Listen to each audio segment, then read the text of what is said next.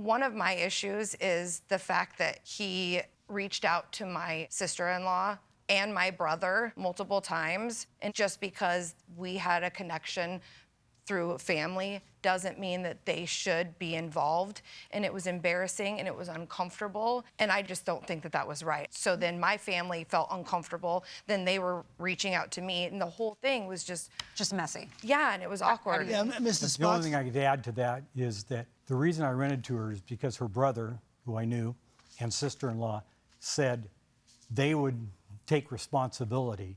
But at what point do I get to be responsible for myself? 1 second, please. Mr. Spots, that was 12 years ago. Do you think it's appropriate to call a brother or sister or any other family member to vouch for or pay you what money she may owe you? Well, quite honestly, yes, because all that stuff was still there. We couldn't move forward on really doing the repairs, getting the house ready to rent again. And if I would have had to pay somebody to come and haul all that stuff Well, you were aware that would have cost her a lot more. that she was struggling to make a living. Oh yeah, and if and couldn't afford to pay your rent. And so you just treated this right down the line. You didn't bend 1 inch or show any compassion for a woman in this situation given COVID. I don't believe that's true. If you took the time, if you could see all the emails and stuff, there was a lot of compassion all the way. I never charged her one penny late charges. Compassion is a relative term. We may have different degrees of understanding of what compassion is.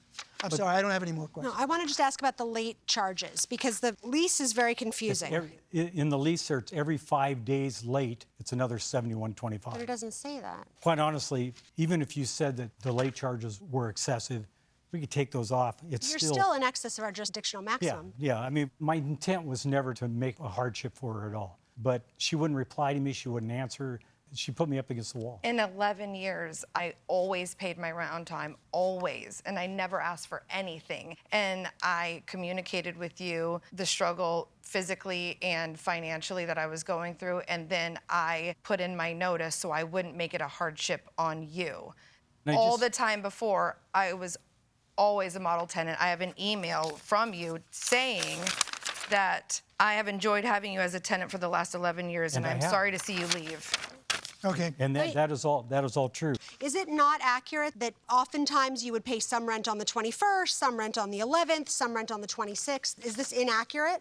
Can you tell me what dates that was? Yeah, this is throughout the year 2023. That was when the COVID happened and I was out of work because I was a bartender. Okay. And so every single time I got any sort of unemployment check, I sent him money. COVID was actually in 2020, I know. I have all those ledgers on my computer. I can show them to you. But again, I'm not here to beat Andrea up. She's been a good tenant, and I liked having her there, and I feel bad that, bad things happen to good people. But, I tried to make the opportunities so that we wouldn't be here, but unfortunately, we didn't get there. I also have an email from her that says, "You have given me and my children a wonderful memories and a safe and lovely home these long years, and I will always be grateful to you for that." This is the email that she sent me. 100%, because I was in a home with my children, and it was safe. Absolutely, and I stand by that. Are we good? Yes. Okay. Yeah. You're excused while we deliberate in this matter. Thank you both very much. Okay, Mr. Spots, Ms. O'Brien, we've come up with a unanimous verdict in this case. For unpaid rent, Ms.